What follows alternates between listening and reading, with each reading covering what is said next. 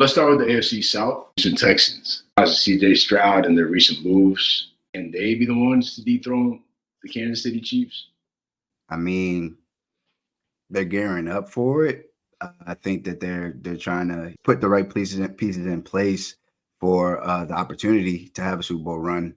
Are they ready right now? I think we're going to have to wait until the season comes to find out. Just because, CJ Stroud, this will be his sophomore year, and even though he had a spectacular rookie season, football teams, defensive coordinators, everybody, they got a year of tape now. And we want to figure out what his deficiencies are. We're going to figure out what he's good at. He's good when he plays against cover three, but is he that good when he has to play man to man?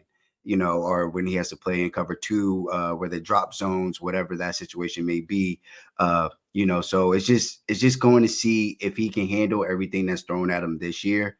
It's a little different in your second year as a starting quarterback in the NFL compared to that rookie season where teams and defensive coordinators didn't have a full summer to figure out what you're good and what you're bad at. So we'll see. We'll see. See that all that's good points, but it kind of the whole CJ Stroud thing reminds me of when they played the Browns in the playoffs. I remember I was talking to my boy. He was, trying to pick who to bet on. And I was like, bro, the Texans got it. Like, the Texans got it. Like, and my boy was like, I mean, it's a rookie, that Browns defense, Myles Garrett and all that. But I was just like, bro, something about CJ Stroud, like he's just different. Like he's like the chosen one. He's like Neo from the Matrix. Like it's Keanu Reeves. I just knew he was going to win. I feel like, yeah, usually there's like a sophomore year drop off that especially happens to like the bridge quarterback types that had like a couple good games the season before, and then it's like, oh, this guy might really be the guy, and it's like, nah, he's really not that good. Like another example, Puka Nakua. I think he's going to be great for some time. Like I don't think there's nothing you can scheme up to really stop that man. So with CJ Stroud, I mean, they added Stephon Diggs recently, obviously. Joe Mixon, definitely an upgrade from that tandem and running back that they had. Jeff Okuda, I didn't even. Did you know about that one, Austin? Yeah, they signed Jeff Okuda. How you feel about He's that? he's a free agent. I mean, he's fine. It's not like he's going to be the guy guarding the number one wide receivers. They still got Derek Stingley Jr., but they selected high in the 2000 and was that the 2022 draft. I think it was either 21 or 22. One of those. I think he was a freshman on that team, the team with Jamar Chase and Justin Jefferson and all of them. So yeah. I think that it was 22. But their defense, their defense is stacked. They still got Christian Harris. They still got Will Anderson, and they have D'Amico Ryans as their head coach, who also runs the defense. So I think and that their defense, Daniel Hunter now too from the Vikings. Daniel Hunter, and Jalen Pierre, who is probably one of my favorite football players in the NFL in general. Petrie. Petrie. Yeah. It's like what's funny about Jalen Petrie? Texans fans aren't that high on him. I think it's pretty weird. It's funny when a team that's always been ass like get some hot shit going, and then they act like they've always been good. Kind of like the Bengals fans. It's like, bro, relax. Like, stop acting like y'all some sort of dynasty with some rich history. Now, for the Texans, Jalen Petrie, y'all kind of want him off the team. They got to solidify. Yeah, they got it. They have a solidified defense. They got dogs. Literally, they got blue chippers at almost every single level of the defense. So that's all you can really ask for your football team to do, And as for, like I said, the quarterback, again, I don't think that he's trash or anything like that. But, based off the scheme, people were predicting the Texans to win that game versus Cleveland because they were going to have Nico Collins and CJ Stroud. They were like, yo, against cover three, they kill shit. Like his QB rating against cover 3 is like over 100. And also like every time Nico Collins, I don't know if any of you guys had him on your fantasy football team. Anytime he was going off and going crazy, which he did a lot throughout the season, it was when they were playing teams that play cover 3. And then they went up against Baltimore, and Baltimore was they just had a little bit of everything for him. And that's where it gets tough. And I'm not trying to say that because he can't beat Baltimore, he can't make a Super Bowl run. It's just like, we'll see how many teams he plays that adjust to beating him. That's another thing too. Certain teams, they don't get the same treatment as others when it comes to, okay, this team's coming to town, bet we're going to scheme like this to make sure that we can get this W today. And, sometimes coaches might have looked over the Texans or whatever the situation was. And I don't think now the Texans, like you said, they got Stephon Diggs, Tank Dell, they got Nico Collins, who I just mentioned. So I don't think that they're going to be looked over. My thing is he was going crazy like all year. So it's not like, he had I feel like this more so applies to like Jordan Love, where it was kind of shaky in the beginning and then he started kind of going crazy. And then it's like, all right, now we have some tape on you. Like with CJ Stroud, it's kind of like, all right, brother, he's been kind of killing it since day one.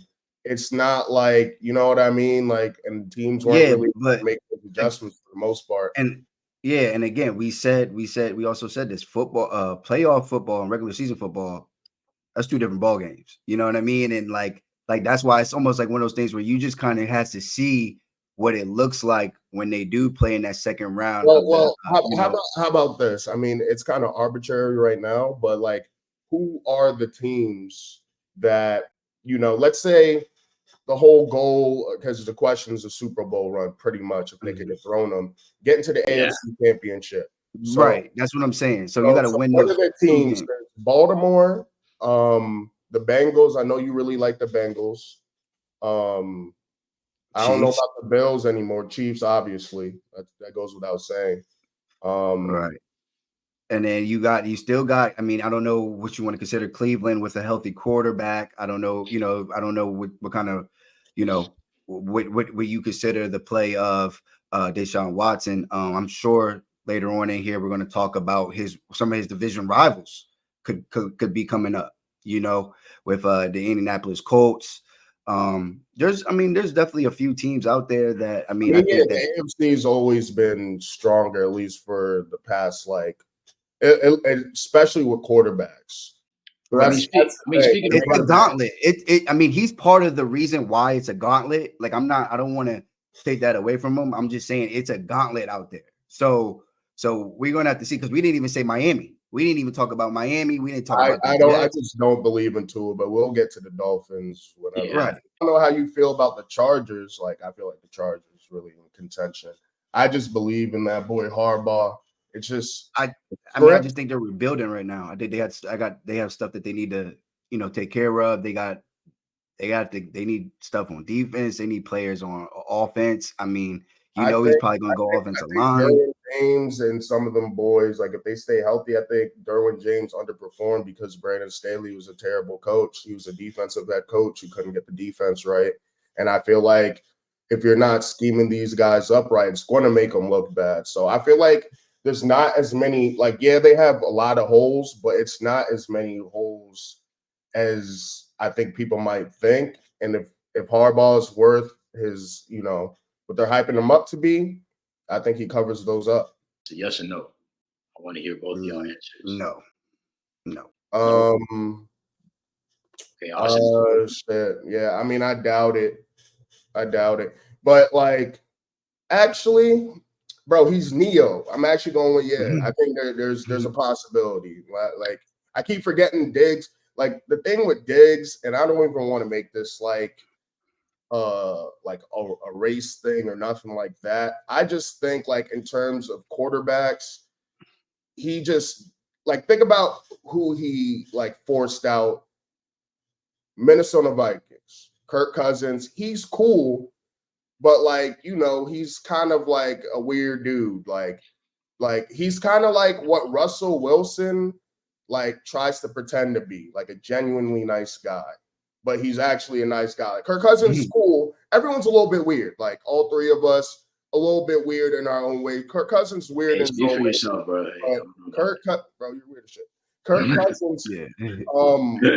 Cousins, come on now. Like, is that somebody Stephon Diggs would kick it with out on the weekend? And then with Josh Allen, I mean, it's the crazy part about it is like leaving a top 3 quarterback like that is crazy. I feel like with CJ Stroud, I feel like they're just going to. I feel like they'll mesh better, and it's like his third team, so it's like at a certain point, it's like, bro, you're getting out of your prime now, and now Well, that's what I mean, they made the trade for him, and obviously you saw the reconstructed his contract, so he's not on a 4-year contract anymore. He's on a 1-year 1 deal, year. and he's going to be a free agent. When they made the trade, I was looking at it like, okay, they made this trade for insurance, and like I think that they still really, really like Nico Collins a lot. I think if you look at him, he's considered a number 1 alpha wide receiver based off of his stature and the way that he plays the game as an X And wide where he receiver. was drafted, I think he was drafted like in the early second, or was it late first? It was Bro, he was drafted. Nico Collins was drafted late. Nico Collins was drafted later because he was on that Michigan Look team. that up, Eliante.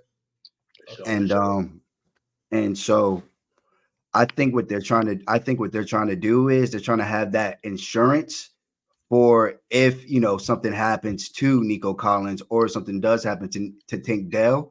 It's like, all right, well, our third best wide receiver is some people's number 1 wide receiver if he was on other teams. Collins was drafted 89th overall by the Houston Texans in the third round. So at the top of the third, basically at the top of the third. Yeah, so I was a whole round off pretty much.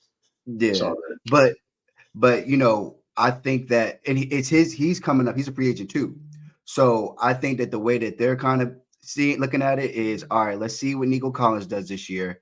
If Nico Collins balls out, we'll give him the extension. You know what I mean? And then it's like Stephon Diggs, we'll see what he does. We'll rent a Diggs, and we'll see what he if he balls out, maybe he'll get an extension with another team. If he goes crazy, it looks like he's still in his prime and he still has juice, and Nico Collins really doesn't live up to this year's expectations, kind of maybe falls off a little bit. All right, well, maybe we let Nico Collins. Here's the thing, though, bro. Like, for one, Tank Dell, one of the knocks on him when he was coming out the draft was like injury concerns, and that showed up in the middle of the year. This is more so about Nico Collins. Here's my point. What I'm saying is, I feel like low key, you're kind of underestimating the impact of Stephon Diggs, because the thing about CJ Stroud is he kind of showed these teams that are kind of like dealing with these meddling quarterbacks. Hey, the quarterback really drive the boat.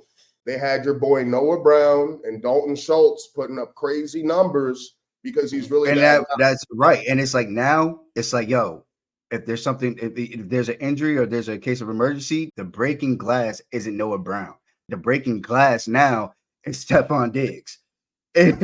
Like that's what I'm saying. That's what I'm saying. I think they could dethrone him. But I mean, but I'm saying, like, I'm saying too, it's like, I'm not saying that this is a bad trade by any means. It's clear like they made the trade because it's like, yo, we want as much talent as possible. We're going to go for it, but that's still something you got to do. You got to beat the Chiefs.